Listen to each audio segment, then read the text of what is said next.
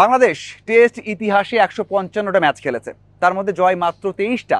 তারকারা টেস্ট খেলতে চায় না, এমন সব প্রভাবের কারণে একটা কালচার তৈরি হয় না। এই যে একটা টেস্ট ম্যাচ হচ্ছে, সেখানে দর্শকও পাওয়া যায় না। হ্যাঁ, আপনি বলবেন ভাই আয়ারল্যান্ডের ম্যাচ হচ্ছে, বাংলাদেশ খেলছে, সেখানে দর্শক কেন হবে? টেস্ট ম্যাচ গরমে পুরে কে দেখবে? কিন্তু এর আগেও আমরা দেখেছি যে বাংলাদেশে ম্যাচ দেখার জন্য অনেক দর্শক হয়েছে, কিন্তু সেই কালচারটা রাখা যায়নি।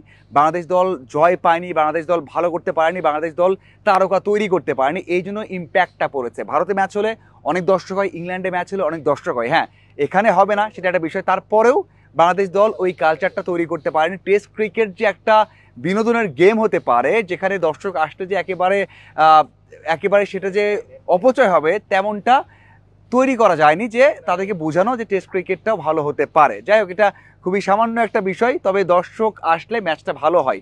দেখুন, এটা একটা বিষয়, বাংলাদেশ দল যেভাবে টেস্টটা শুরু করেছে সেটা কিন্তু একেবারে হতাশাজনক। কারণ 3টে ক্যাচ মিস করেছে, যখন একটা উইকেট গেছে 0 রানে। এরপর প্রথম 10 ওভারের মধ্যে 4টা থেকে 5টা উইকেট অথবা 3টে উইকেট নেওয়া যেত, সেটাও যায়নি ফিল্ডারদের কারণে। এমনভাবে ক্যাচ ছেড়েছে যে ক্যাচগুলোকে বলা হয় যে পাড়ার ক্রিকেটেও এমন ক্যাচ মিস হয় না। মিরাজ, তাইজুল এবং সাদমান ক্যাচগুলো ছেড়েছেন, এবং সেই জন্য কিন্তু একটা বড় পার্টনারশিপ হয়েছে, তারা একটা মোমেন্টাম পেয়েছে।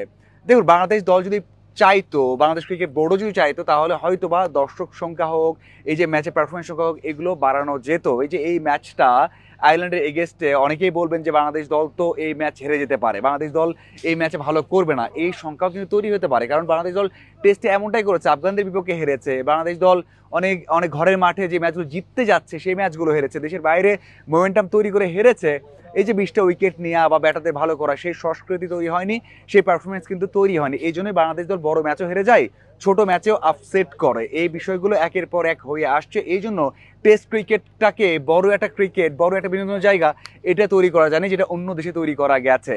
বাংলাদেশের তারকা খ্যাতিতে একটা ছেদ পড়েছে, যেখানে মুশফিক, তামিম, মাহমুদুল্লাহ, সাকিব অথবা মাশরাফি, যারা একটা ফ্যান বেস তৈরি করেছিলেন এবং দীর্ঘদিন পারফর্ম করেছেন, যাদের খেলা দেখতে মানুষ আসতো, তাদের অনেকেই নেই। একমাত্র মুশফিক ছাড়া টেস্টে আর কেউ নেই। এজন্য কিন্তু মানুষের আগ্রহটাও কমে গেছে। এই যে খেলা হচ্ছে এখন, কতজনের মানুষের আগ্রহ আছে সেটাও কিন্তু বড় একটা বিষয়। বাংলাদেশ দল এই ম্যাচে কি করতে পারে, এটা এখন বড় একটা কোশ্চেন। টসে বাংলাদেশ দল হেরে গেছে, বাংলাদেশ দল প্রথমেই ফিল্ডিং করছে। এখানে যারা আগে ব্যাট করেছে তারাই ম্যাচ জিতেছে 3বার 4বারের মধ্যে। তো এটা একটা বড় বিষয় যে এখানে বাংলাদেশ দল প্রথম থেকেই মোমেন্টামটা হারিয়েছে, যে মোমেন্টামটা আয়ারল্যান্ড পেয়েছে।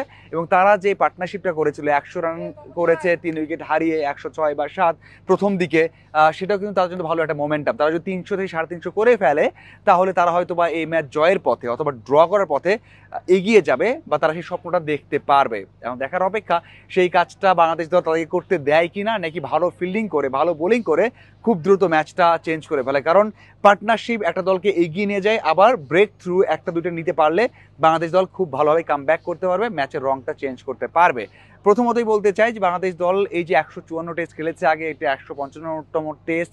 সেখান থেকে আমরা এটাই বলতে পারি যে বাংলাদেশ দলের পারফরমেন্স খুব একটা ভালো নয়, ধারাবাহিকতা নেই, বাংলাদেশে বড় তারকা নেই, তারকা খ্যাতি তৈরি করা যায়নি, এবং ক্রিকেট বোর্ডও সেই সংস্কৃতি তৈরি করতে পারেনি বলে টেস্ট ক্রিকেটটাকে একেবারেই নিম্ন শ্রেণীর একটা ক্রিকেট বলে বাংলাদেশে বিবেচিত হচ্ছে। যেটা কিনা সারা ওয়ার্ল্ডে টেস্ট ক্রিকেট মানে হচ্ছে আভিজাত্যের ছোঁয়া, এবং যেটা সারা ওয়ার্ল্ডে মেইন ক্রিকেট বলে বিবেচিত, সেটা বাংলাদেশে সেই অর্থে নিয়ে আসতে কিন্তু পারেনি বাংলাদেশ ক্রিকেট বোর্ড অথবা বাংলাদেশের তারকারা।